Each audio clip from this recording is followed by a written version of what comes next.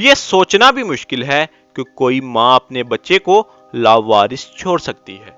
بے شک کئی بار ایسی مجبوریاں بھی بن جاتی ہیں جب یہ کام بھی لوگوں کو دل پر پتھر رکھ کر کرنا پڑتا ہے، کیونکہ کچھ والدین یہ مانتے ہیں کہ ان کے حالات کچھ ایسے ہیں جس سے بچے کا فیوچر خراب ہو سکتا ہے، جس وجہ سے وہ یا تو بچے کو گود دے دیتے ہیں یا پھر اپنے ہی کسی رشتے دار کے پاس چھوڑ دیتے ہیں۔ چاہے کچھ بھی ہو، ایک بچے کو لاوارث چھوڑنا سچ میں اس کی زندگی خراب کرنے والا فیصلہ مانا جاتا ہے۔ کئی بار تو لوگ اپنے بچے کی دکھاوٹ کی وجہ سے ہی اسے ہاسپٹل میں چھوڑ کر چلے جاتے ہیں۔ اور آج کی اس ویڈیو میں ہم آپ کو ایک ایسی سچی کہانی ہی بتانے والے ہیں جس میں والدین نے اپنے بچے کو اس کے روپ کی وجہ سے لاوارث چھوڑ دیا۔ برازیل کے ایک ہاسپٹل میں ایک ماں نے لڑکے کو پیدا کیا اور جیسے ہی اس نے بچے کو دیکھا وہ فوراً سے نظریں چرا کر ہاسپٹل سے بھاگ گئی۔ پیچھے اس کا بچہ ایسے ہی لاوارث پڑا ہوا تھا۔ یہ بچہ عام بچوں کی طرح بالکل بھی دکھائی نہیں دیتا تھا۔ شرم اور بچے کو نہ سنبھالنے کے ڈر سے اس کی ماں اسے لاوارث چھوڑ کر ہی چلی گئی۔ جب ایک نرس نے اس بچے کو پورے ہاسپٹل میں اکیلا دیکھا تو اس نے اسے اٹھانے کا سوچا، اور جیسے ہی اس نے اس بچے کا کمبل اٹھایا وہ چلانے لگ گئی، کیونکہ صرف 2 دن کا بچہ بنا ہاتھ پیروں کے ساتھ پیدا ہوا تھا۔ اس لاوارث بچے کا نام ہاسپٹل کی طرف سے گیب رکھا گیا، جو کہ ایک بہت بری بیماری کے ساتھ پیدا ہوا تھا جس کا نام تھا ہینڈ-ہرٹ سنڈروم۔ یہ بیماری نسل کو کئی طرح سے متاثر کرتی ہے۔ کچھ لوگ جو اس بیماری سے متاثر ہوتے ہیں یا تو ان کی زبان چھوٹی ہوتی ہے یا پھر کچھ لوگوں کے ہاتھ پیر ہی نہیں ہوتے، اور گیب کے معاملے میں بھی کچھ ایسا ہی تھا۔ اس کے ہاتھ پیر نہیں تھے اور 20,000 بچے میں سے ایک میں یہ بیماری دیکھی جاتی ہے۔ اس بیماری کے ساتھ گیب کا فیوچر بالکل بھی نہیں دکھ رہا تھا۔ اسے ایک یتیم خانے میں بھیج دیا گیا۔ وہاں موجود لوگ یہ سمجھ بیٹھے تھے کہ یہ بچہ اب پوری زندگی بیڈ پر ہی رہے گا، اسے کوئی گود نہیں لے گا۔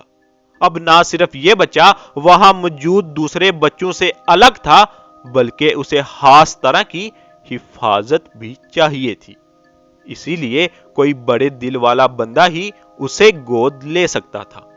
وہاں سے سینکڑوں میل دور یوٹا میں ایک خاتون نے اس بچے کے بارے میں سنا۔ وہ اسے دیکھ کر حیران ہو گئی اور فوراً سے ہی اسے ملنے کا پلان بنایا۔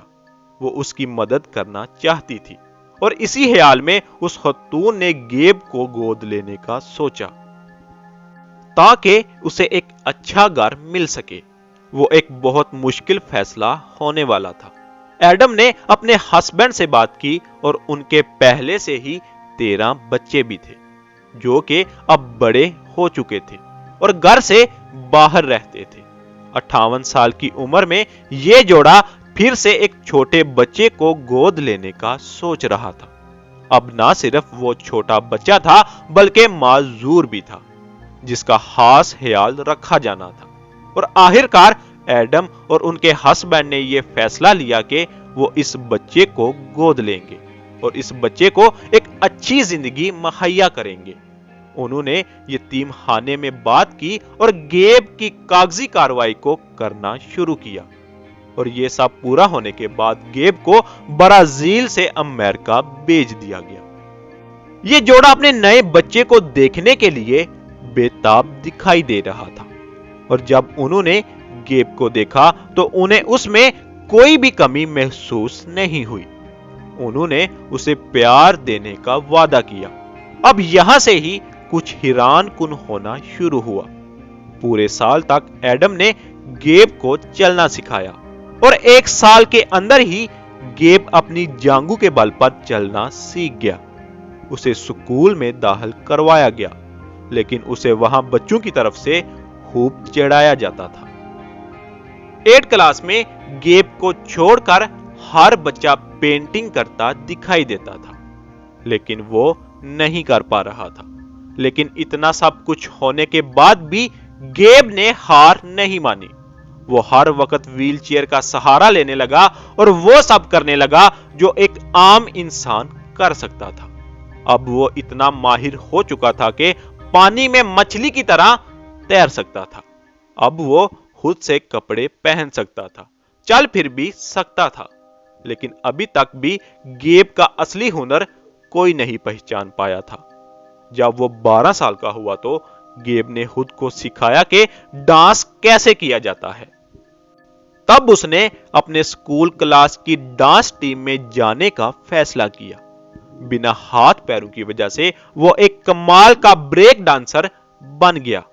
इतना सब कुछ होने के बाद लोग अब गेब को जानने लगे थे और उसने डांस के टूर्नामेंट्स में जाना शुरू कर दिया। और 2017 में होने वाले द मरी शो में गेब ने दूसरा नंबर हासिल किया। और आज गेब डांसर के साथ साथ एक मोटिवेशनल स्पीकर भी है और लोग उनसे बहुत कुछ सीखते हैं।